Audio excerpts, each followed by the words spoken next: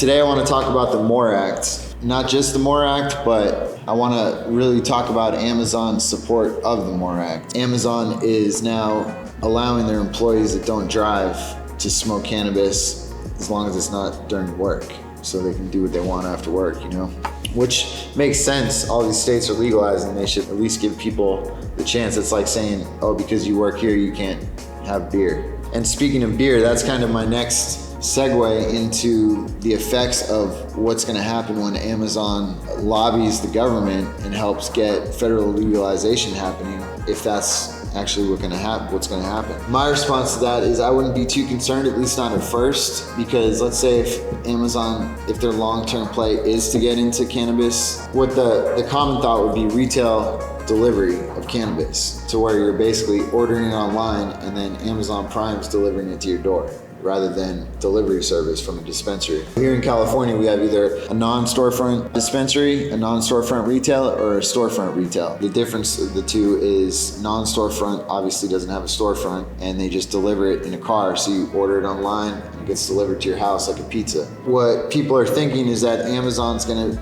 try to poach that market initially off top. The reason why I'm not concerned is because we saw it unfold when they bought Whole Foods. When that purchase went through, they became holders of over, I think it was 300 or something licenses, of alcohol licenses. So now all of a sudden, overnight, they went from an online retailer to now a grocery store and alcohol sales place. The obvious thought was, yeah, you're gonna start to be able to order groceries on Amazon and get them delivered to your door. Back then, what people were concerned about was, is it gonna ruin the liquor industry, the alcohol industry?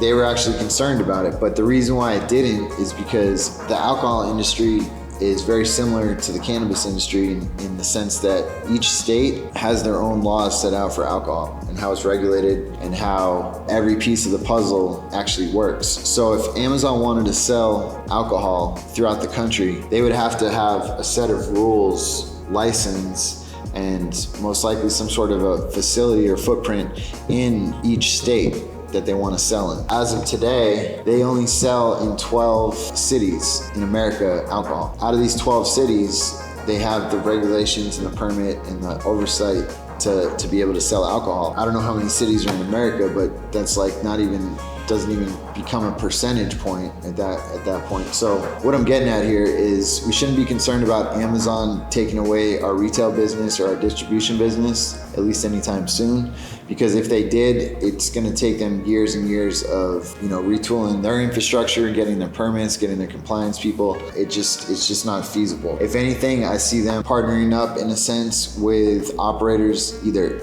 already that are licensed and maybe providing software and logistics solutions of some sort and approaching it from that angle. I don't see them directly encroaching on license holders to where Amazon's gonna put the cannabis industry out of business overnight in a sense. It'll take decades. That's my perspective on Amazon's backing of the MORE Act. The MORE Act itself has a lot of good points to it. It's trying to address the social inequality between, the war on drugs and what that caused both in certain neighborhoods, all the nonviolent cannabis crimes getting expunged. There'd be a national agency, an actual government agency tasked to doing that, to actually figuring out who needs to get expunged and making that happen. Because that's a big deal, like especially the people that serve time, that risk their lives, that have lost their lives, and not even lost their lives to death, but lost their lives to years of jail. There's people that have been in there for decades for probably as much weed as I smoke in a week. The other thing that the MORE Act addresses is there's going to be actual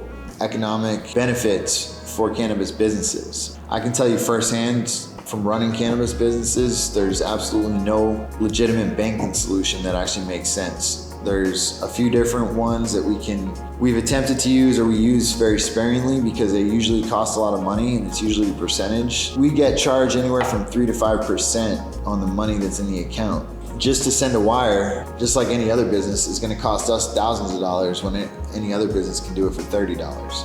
And they can do it instantly and pretty much from their laptop. For us, it's like a whole day ordeal at best. It might be a multi-day ordeal. So this MORE Act is going to kind of level the playing field a little bit, in a sense, for not just the businesses, but also the social inequality with all the people that have sacrificed and actually paid the price for us to actually be where we're at today in a legalized industry. You can't thank them enough for the sacrifices that have been made. There's just too many of them and too big of sacrifices and people losing everything in their lives. So that's pretty much it for what I had to say for the news. Make sure you guys understand that where we're at in the industry today has never happened before in our lives, and it's never gonna happen again. We're making history. I'm glad that I'm able to help share the knowledge and just experiences that I've had, the lessons I've learned. Hopefully that will help catapult you guys to be able to avoid some of those and just really hit the next level, be the next generation that takes the cannabis industry even further. Thanks for that.